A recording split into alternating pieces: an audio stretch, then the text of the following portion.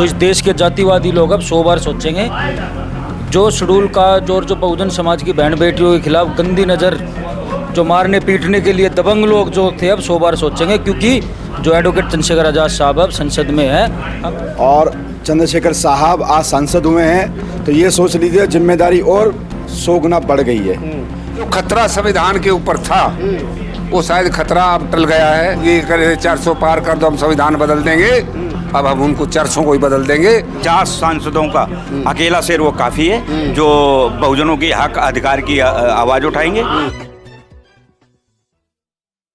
नमस्कार, मैं राहुल नागपाल और आप देख रहे हैं हमारा यूट्यूब चैनल। मैं दिल्ली प्रदेश में हूं और दिल्ली प्रदेश में ये वो जगह है जहां आज़ाद समाज पार्टी का प्रदेश कार्यालय है। मेरे साथ में तमाम वो लोग हैं, तमाम पदाधिकारी हैं जो भीम आर्मी और आज़ाद समाज पार्टी के दिल्ली प्रदेश के पदाधिकारी हैं। चंद्रशेखर रावण जी के सांसद बनने के उपलक्ष्य में यहाँ पर एक सभा का आयोजन किया गया था, जिसमें तमाम साथियों को, दिल्ली प्रदेश के लोगों को लड्डू खिला करके, मुँह मीठा करके खुशी का इजहार किया गया था। तो मैं एक एक करके तमाम लोगों से बातचीत करता हूँ और जानने की कोशिश करते हैं कि आगे की प्लानिंग इनकी है क्या। क्या शुभ नाम है आपका? मेरा नाम BR साकला। साकला जी, क्या जो आज आप लोगों ने यहाँ पर जिस प्रकार से छोटी सी सभा को आयोजित किया है, क्या मैसेज देना चाहते हो? मैसेज ये देना चाहते हैं कि आने वाले चुनाव में दिल्ली के अंदर फुल जोर शोर से हम काम करें। फुल जोर शोर से काम करोगे? क्या क्या प्लानिंग बनाई है? कुछ प्लानिंग है? अभी प्लानिंग हमारे अध्यक्ष। अच्छा, प्लानिंग अभी अध्यक्ष जी बनाएंगे। हमारे साथ तो महिला, आप जी थोड़ा सा आगे आओ। क्या नाम है आपका? नेहा सिंह आज़ाद। नेहा सिंह आज़ाद जी, थोड़ा सा बताइए कि अभी जो चंद्रशेखर रावण जी जो सांसद बने हैं, क्या कहना चाहोगे इस खुशी के मौके पे? देखिए, हम धन्यवाद करना चाहेंगे अपने समाज का, नगीना की जनता का और देश के लोगों का कि उन्होंने उन पर अपना भरोसा जताया और संसद में पहुंचाने का काम किया। और हमारी आवाज़ जो है वो हमारी संसद तक पहुंचेगी और आने वाले समय में बहुजन समाज उनको देखकर और भी जो महिला है, युवा है, जो वंचित वर्ग है हमारा बहुजन जिसको बोलते हैं, वो राजनीति में आने की पहल करेगा। ये भीम आर्मी और आज़ाद समाज पार्टी की खूबी है कि उन्होंने युवाओं को, खास तौर से महिलाओं को इस प्रकार से ट्रेंड किया है कि वो अपनी बात को अच्छे तरीके से रख रहे हैं। हमारे साथ जैन साहब हैं और जैन साहब जैन हैं, लेकिन गमछा जो है वो नीला है, क्योंकि ये कहते हैं कि मैं माइनॉरिटी हूँ और माइनॉरिटी बोले तो बहुजन समाज के। जैन समाज के लोग कपड़े बेचने का काम करते हैं, जैन साड़ी वाला, जैन सूट वाला, जैन पैंट वाला, जैन कोट वाला। जैन राजनीति में कब से? जैन राजनीति शिखर से है। जैन राजनीति भारत की आज़ादी से पहले, अगर भारत की आज़ादी से पहले आपको ज्ञान हो कि भारत में 49 जैन मेंबर ऑफ पार्लियामेंट थे आज़ादी से पहले।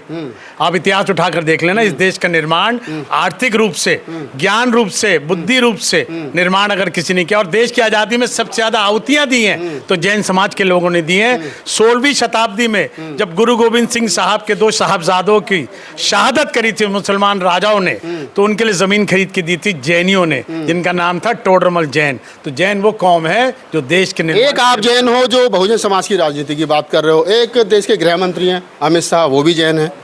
तो इस वाले जैन में, उन वाले जैन में मतलब क्या है? क्या रिश्तेदारी जैन में है? नहीं, रिश्तेदारी जैन में तो होगी ही, जाहिर है, क्योंकि जैन जो है चारकी का फर्क है। नहीं, कोई फर्क नहीं है। वो देश के निर्माण अपने दृष्टिकोण से कर रहे हैं। मैं बहुजन के दृष्टिकोण से कर रहा हूँ, क्योंकि बहुजन में SC ST OBC और माइनॉरिटी की जब बात होती है, क्योंकि जब पिछड़ा वर्ग है, क्योंकि मैं भी खड़े होकर मंच पर कहता हूँ, मैं भी SC हूँ। SC का मतलब यहाँ शेड्यूल कास्ट नहीं है, मेरे लिए यहाँ शोषित क्लास है।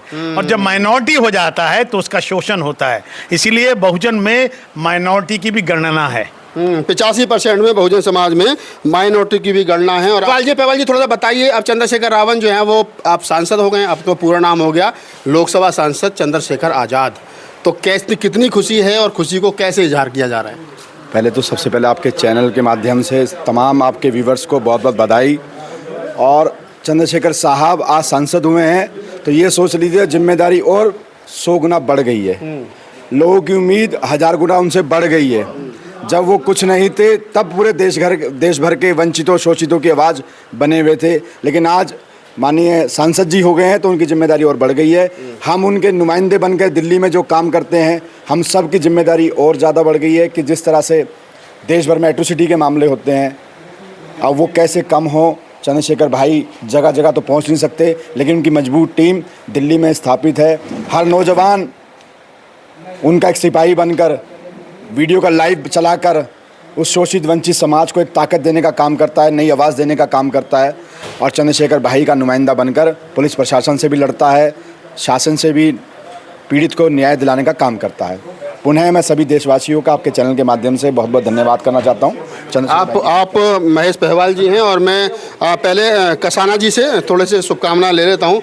कसाना जी, जैसा पहवाल जी ने कहा कि जिम्मेदारियां और बढ़ गई हैं, आपको लगता है कि लड़ाई जो रोड की थी, अब संसद बनने के बाद में आधी लड़ाई रोड पर और आधी लड़ाई संसद में भी लड़ी जाएगी? मैं तो ये आपके चैनल से सभी देशवासियों को, नगीना की जनता को धन्यवाद, आभार देना चाहता हूँ, जिन्होंने हमारे नेताजी को आज संसद में बैठाया। जो पूरे देश के अंदर एक संसद एक ऐसा रास्ता है जो पूरे देश के अंदर SC ST माइनॉरिटी की जो लड़ाई हम रोडों पे लड़ रहे थे, उसकी आवाज़ एक संसद के माध्यम से पूरे देश के अंदर गूंजेगी। और पूरे देश के अंदर मैं ये कहना चाहता हूँ कि SC ST OBC की लड़ाई जो इतनी मजबूती से आज हमारे नेता किसान जो चंद्रशेखर आज़ाद जी हैं, एडवोकेट साहब हैं, वो लड़ रहे हैं, उसी तरीके से रोडों पे भी हम दिल्ली की प्रदेश की तरफ से एक आह्वान करते हैं, पूरे देश के अंदर लड़ेंगे और समाज की सेवा करेंगे। समाज की सेवा करेंगे। आप राकेश कसाना हैं, आप भारत का संविधान हाथ में लिए। वीर सिंह जी हैं, रिटायर्ड अफसर हैं, और नीला गमछा। वीर सिंह जी, कितनी खुशी है, अंदर कुछ गुदगुदी हो रही है? सर, सभी को जय भीम। वो शब्द मेरे पास नहीं है कि मैं शब्दों के माध्यम से खुशी को बयान कर सकूं, लेकिन जो खतरा संविधान के ऊपर था वो शायद खतरा अब टल गया है और अब संविधान को हाथ लगाने की किसी की हिम्मत नहीं होगी। जो लोग ये करे 400 पार कर दो हम संविधान बदल देंगे, अब हम उनको 400 को ही बदल देंगे और संविधान को लागू भी करवाएंगे और इसकी रक्षा भी करेंगे।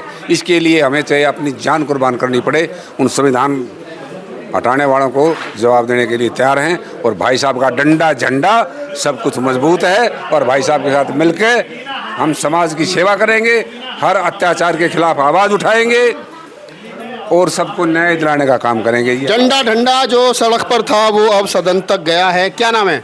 शशिकांत। शशिकांत जी, Chandrashekhar Azad members of parliament हो गए, क्या कहना चाहोगे इस मौके पे? हमें बड़ी खुशी है, बहुजन और मूल निवासियों के जो है नुमाइंदा हो गए। एक हमारा जो है 50 सांसदों का अकेला शेर वो काफ़ी है, जो बहुजनों की हक अधिकार की आवाज़ उठाएंगे और पूरी ताकत से मतलब जो हमारे जो शोषण अत्याचार होता है उसके जो है खिलाफ जो है आवाज़ उठाएंगे और उसके खिलाफ जो है वो आवाज़ उठाएंगे। लास्ट में क्या नाम है आपका? सर संदीप बागड़ी। संदीप जी, चंद्रशेखर सांसद हो गए, लोगों में खुशी का उत्साह है और बहुजन समाज को एक नया उभरता हुआ नेता जो है वो, जो अब तक पिछले 7 साल से 6 साल से रोड पर लड़ रहा था, वो पार्लियामेंट में है। क्या कहना चाहोगे इस मौके पर? जी, ये बहुजन शोषित समाज की जीत है कि अब शायद जो लोग मनुवादी तख्त के जो इस देश के जातिवादी लोग अब 100 बार सोचेंगे।